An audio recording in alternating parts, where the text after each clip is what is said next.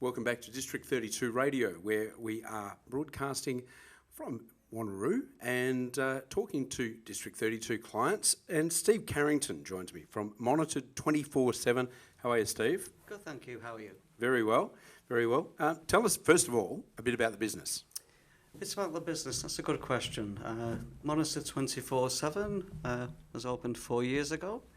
The three business partners, myself included, we thought we needed a point of difference for the security industry. We're not a large business, we're a small to medium business, and we thought we'd show something different. By different, what way? By different, turning up on time. That's a good different, yes. It does help. And when the technician turns up and the sales guy, we know what we're doing, we have experience. Instead of the technician turning up on 3 occasions to fix the job will be finished in the first hour regarding service work. And the way the business is established is we have a service, maintenance, upgrades and installation service. So the sort of security that you do, so business security, do you do home security? We do home security. In all honesty, 85% of the business is commercial and industrial, and 15% is residential.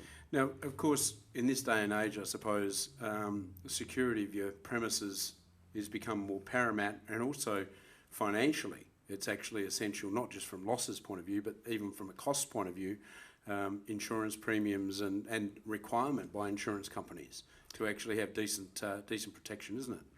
It is, and it's great for business. There's lots of referrals of all the criminals. But joking apart, residential market is peace of mind. When you go to bed at night, do you want the alarm system to work? Do you want the alarm system to go off before people enter your house?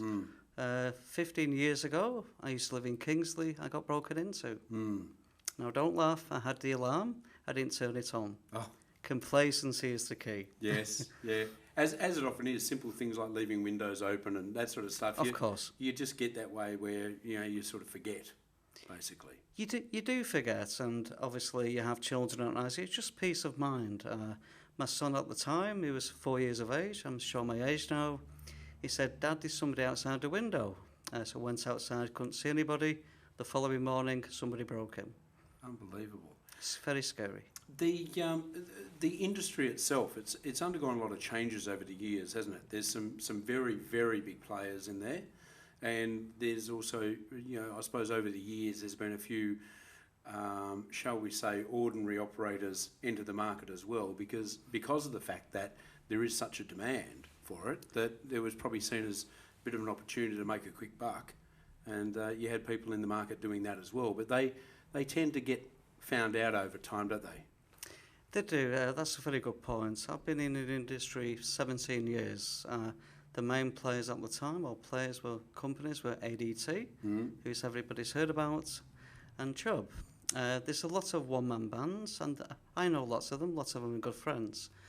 But to answer your question, the main thing is experience.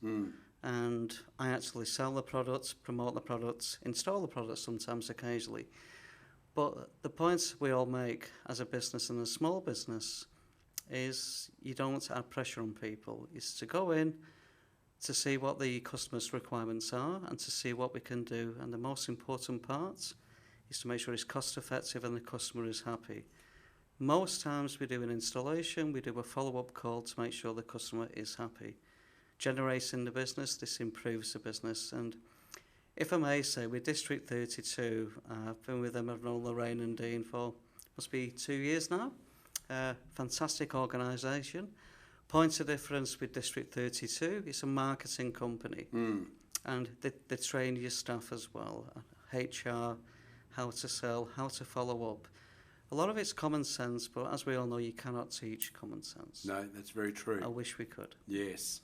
In terms of assessing the security needs of your business, yes, how do you start that process? I mean, it's fine saying, I need a security system, but obviously there's wide and varied and the different requirements and the different specifications, and therefore, of course, the different price points and all the rest of it. How do you actually come up with a formula where you go, this is actually the most efficient and most effective at the same time? And that's another good question. You put me on the spot. Would you like a job? But again, I'm just giving myself time to think here. Yeah. But yeah, to answer your question, the first question is, with the security system, there are all different types and models and different types of devices we can use. Best way to explain with residential, we can install a security system, which is an alarm. We can put read switches on your doors, vibration sensors on your windows. Reason being, the alarm will go off before people enter the house. Yes. Obviously, there's an additional cost, but it all depends on the customer's budget. Also, as well, recently, I'd say in the last 3 to 5 years, cameras now we install in most residential properties. We install security working. Reason being, if the alarm goes off, we can submit an app that you can look on your iPhone and you can actually view the cameras and see inside your house. Yes. The insurance company love us. And it does, obviously, your premiums are much better. But again, it all depends on the budgets of the customer. Yeah. With the difference, I suppose, between residential and commercial, the sort Yes. of commercial requirements, what's the fundamental difference? The fundamental difference is most commercial and industrial premises have to have camera CCTV surveillance. The way the cameras work now, it's more IP and not analog. You can see, you can zoom in after the event has happened. Yeah. Rule of thumb is you need to cover the entry and exit points. And also it's just for the staff as well. And the staff, if they have an accident, you know, they want that view because obviously with the insurance, Yes. what was the cause? It's not just break-ins, and it's to keep an eye on the staff as well. Makes sense. But don't tell the staff. No, of course, especially if there's a till involved. No comment. To contact you and talk to you about security needs, what's the best way to contact you? Best way to contact myself will be my mobile number, which is 0400 430 416. Or I'm usually busy, or hopefully busy, and my email address is stevec@monitored247.com.au. That's excellent. Thanks for your time today. Thank you. Thank you for the opportunity. Steve Carrington from Monitored 24/7, and some very good advice there if you are looking at a security system, whether it be home or business, and it's pretty important. Certainly a lot of insurance companies won't even talk to you about insuring you without a decent security system. So get in touch with Steve, have a chat, and we'll be back with more very shortly on District 32 Radio. Thank you.